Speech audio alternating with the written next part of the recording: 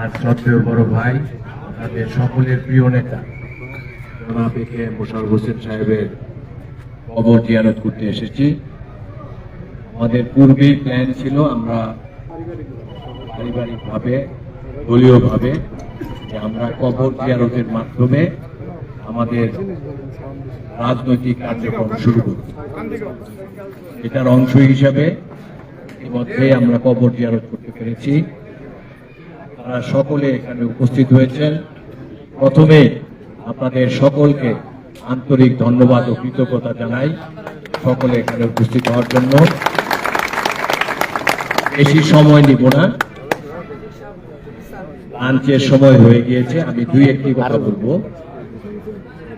আমরা আজকে প্রতীক নেওয়ার সময় আমাদেরকে আবারও নতুন করে একটা নির্দেশনা দেওয়া হয়েছে নির্বাচনী আচরণ বিধি মেনে চলার ব্যাপারে। এ বাবা ক্যামেরাম্যান, আমরা একটু সাইড দিও, ময়মুরব্বীরা আছে।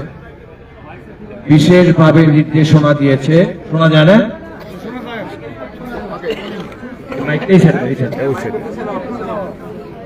ওই সাইড দেব।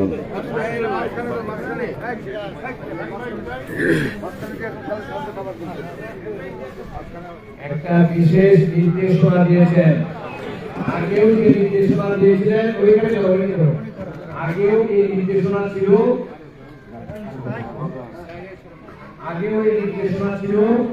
এইগুলি নির্দেশনা ছিল পেপারে। আমরা বারবার মনে করিয়ে দিয়েছি, আজকে আবার আমরা আগামীকাল থেকে আমাদের ইলেকশনের নর্মাল কার্যক্রম শুরু করতে পারবো।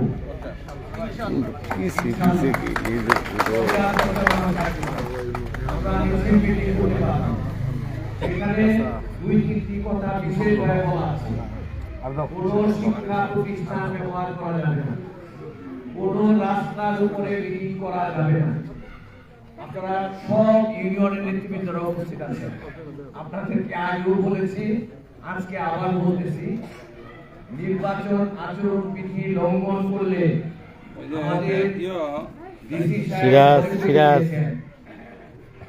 আচরণ বিধি লঙ্ঘন করলে এটার বিচার যাবে নির্বাচন কমিশনে, প্রার্থিতাও বাতিল হয়ে যাইতে পারে। এটা সবাই মনে রাখবে। দুইটা কথা বলছি, কোন স্কুল, কোন শিক্ষা প্রতিষ্ঠানে মিটিং করা যাবে না, কোন রাস্তার উপরে মিটিং করা যাবে না। জনগণের ডিস্টার্ব হয় এরকম কোন কাজ করা যাবে না। অপোজিট প্রার্থীকে কটাক্ষ করে কোনো কথা বলা যাবে না। এরকম আরো বেশ কিছু কথা বলেছে, সেই কথাগুলি একটা একটা করে বলি আমি। খুব বেশি কঠিন কিছু না, পরবর্তী কথা বলি। আমাদের দেওয়ালে পোস্টার লাগানো যাবে না, আমরা কোনো পোস্টারই ছাপাই নাই, চিন্তা করেন।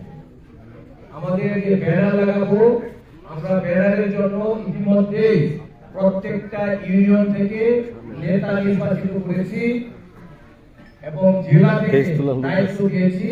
তারা সারা মুক্তাগাছায় সব জায়গায় ব্যানার এবং পোস্টার লাগিয়ে।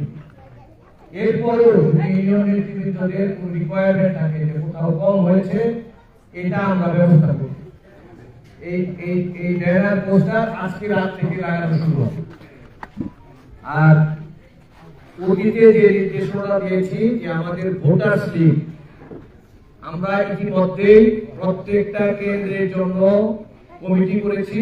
আমাদের 104টা কেন্দ্রের কমিটি ইতিমধ্যেই অল্প দুই একটা ছাড়া সবগুলো কমিটি কমপ্লিট হয়ে গেছে এবং আপনারা সাব কমিটিও করেছেন।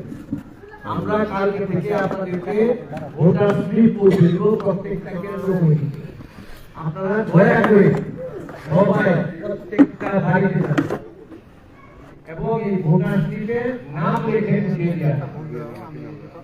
দয়া করে আরেকটা জিনিস বলতে চাই, সেটা হচ্ছে যে আপনাদের অনেকেরই মনের ভিতরে একটা খুব উৎসাহজনক সাড়া এসেছে, সেটা হচ্ছে যে মুক্তাগাছায় বোধহয় বিএনপি ইলেকশনে পাস করে ফেলেছে। এই কথাটা আমি বারবার আমাদেরকে মনে করিয়ে দিয়েছেন, আমিও আপনাদেরকে মনে করিয়ে দিতে চাই। তারেক রহমান সাহেব 5ই আগস্টের পর থেকে আমাদেরকে প্রত্যেকটা মিটিংয়ে একটি কমন কথা বলেছেন যে আগামী নির্বাচন বাংলাদেশের ইতিহাসে সবচেয়ে কঠিন নির্বাচন হবে। আপনাদেরকে এই কথাটা স্মরণ রাখতে হবে। আপনারা যাই কিছু করতে চান সেটা 12ই ফেব্রুয়ারি নির্বাচনের রেজাল্ট দিয়ে তারপরে আপনারা করবেন।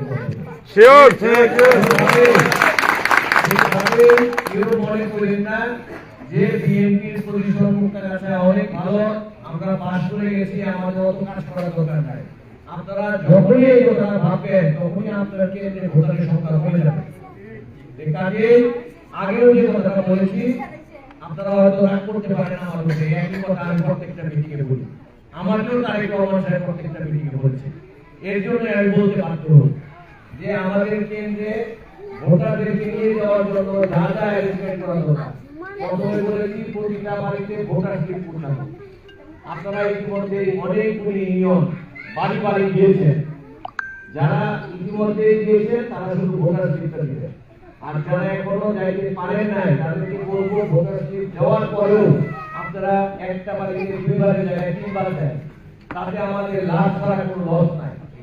আরেকটা জিনিস হচ্ছে ইলেকশনের দিন আমরা মুক্তাগাছার কালচার হচ্ছে আমাদের ইলেকশনের আগের সপ্তাহে আমরা আমাদের ভোটারদেরকে কিভাবে ভোট কেন্দ্রে নিয়ে যাব, আমাদের ভ্যান গাড়ি, আমাদের রিক্সা, এই ব্যবস্থাগুলি সম্বন্ধে আপনারা সকলেই ওয়াকিবহাল, সকলেই জানেন। আপনারা এই ব্যবস্থাগুলি আগে থেকে করে রাখবেন। আপনারা মনে করেন না যে ভোটারদেরকে ভোট কেন্দ্রে না নিয়ে যেতে পারলে আমরা ভাবার কোনো কারণ নাই। যত বেশি ভোটার যাবে আমাদের পাস করার চান্স তত বেশি বাড়বে ইনশাআল্লাহ। আপনারা জানেন কারা কারা বিএনপিকে ভোট দিবে, বিশেষ করে ওয়ার্ড লেভেলে যারা পলিটিক্স করেন তারা প্রত্যেকটা বাড়ির ভোটারদেরকে চিনেন, তারা জানেন কোন কোন ভোটাররা আমাদেরকে ভোট দিবে। আর আপাতত দলমত নির্বিশেষে আমরা মুক্তাগাছার ইলেকশনটা করতে চাই।